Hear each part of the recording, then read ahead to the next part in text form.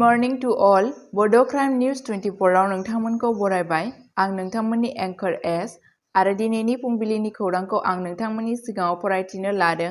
आसा खालामो नोंथांमोना खौरांखौ जोबजासे खोनासंगोन। गिबि खौराङावनो दङ। BTCआव गोदान ग्रेड 3 नि साख्रि ओंखारदों। गासै 372 पस्ट दं।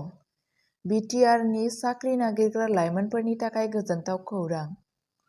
बड'लेण्ड टेरिटरियेल काउन्सिल (BTC) मोन 15 गुबुन गुबुन बिफान आरो फसंथानफोराव 372 ग्रेड 3 नन-टेकनिकेल मासिनि थाखाय थिसनथाइ होनाय हाबाफारि फोसावदों।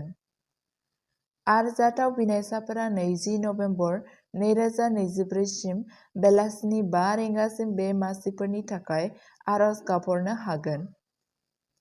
उदायथि सायख'नाय। क्वालिफिकेशनआ जानांगोन 12 पास आरो ग्रेजुएशन जानांगोन। बैसो 1 जानुवारि 2024 मायथाइसिम 18 निफ्राय 38 बोसोरनि जानांगोन। नोगोरारि भारतारि नोगोरारिफोर। थाग्रा BTC ओनसोलनि बिजाथिफोराल' एप्लाइ खालामनो हागोन। गोनांथार खालारफोर। आर'जलाइ गथायनायनि जोबथा खालार 20 नबेम्बर 2024 बेलासिनि 5 रिंगायाव। बे खाबुखौ दाखोमा। दायो BTC ग्रेड 3 नि मासिफोरनि थाखाय आर'जलाइ हो आरो मुलाम्फा गोनां जिउ राहानि फारसे गिबि आगान ला। बांसिन मिथिथायनि थाखाय आरो एप्लाइ खालामनायनि फर्म एडभार्टाइज सार्कुलारनि थाखाय नोंथांमोना डिस्क्रिप्शनाव होनाय टेलिग्राम चेनेलाव हाबनानै बांसिनै मिथिना लादो। नैथि खौराङावनो दङ। सानै बर' फरायसा गोमानानै दं। 4 नबेम्बर खालारखालि फरायसालियाव थांनानै न' फारसे सफैफिनाखै।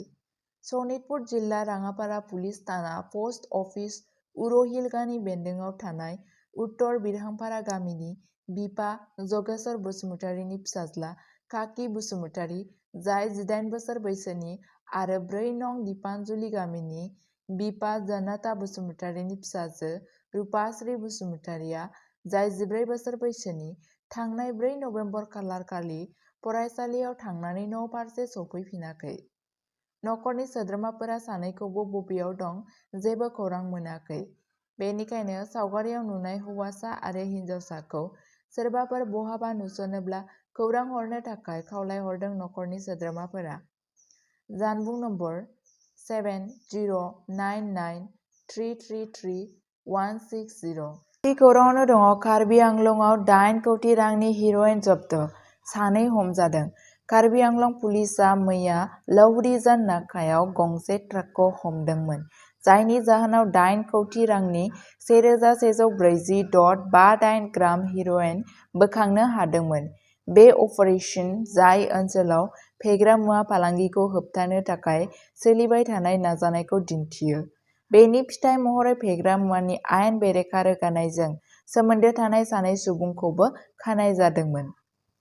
पुलिसआ नसुंसेनि रायजोनिफ्राय ड्राग्स फालांगिनि सोमोन्दै फोथायथाव सुलुंनि सायाव खामानि मावदोंमोन, जायनि जाहोनाव बिथांमोनहा लौहरीजान नाकायाव मोनसे चेकपइन्ट गायसनदोंमोन। नायदिंनाय समाव मावख'गिरिफोरा ट्राकनि सिङाव सांग्राङै दोनखोमानाय हेर'इनखौ नागिरना मोनो। पुलिसनि सम बादियै आखायाव होनाया फेग्रा मुवा राननायखौ फेलें खालामनायनि अनगायैबो ओनसोलाव फेग्रा मुवाजों सोमोन्दो थानाय दायफोरखौ दबथायनायाव मोगा-मोगि जाबाय थानाय जेंनाफोरखौबो दिन्थियो। बड' निउज 24 खौ नायनायनि थाखाय साबायखर। सानफ्रोमबो बड'लेण्ड आरो बिनि बायजोनि खौरां आरो आपडेटनि थाखाय बड' निउज 24 चेनेलखौ अन्नानै नोंथांमोना साबस्क्राइब खालामनानै ला आरो लोगोफोरनोबो शेयार खालामनानै हो। गोजोन्थों।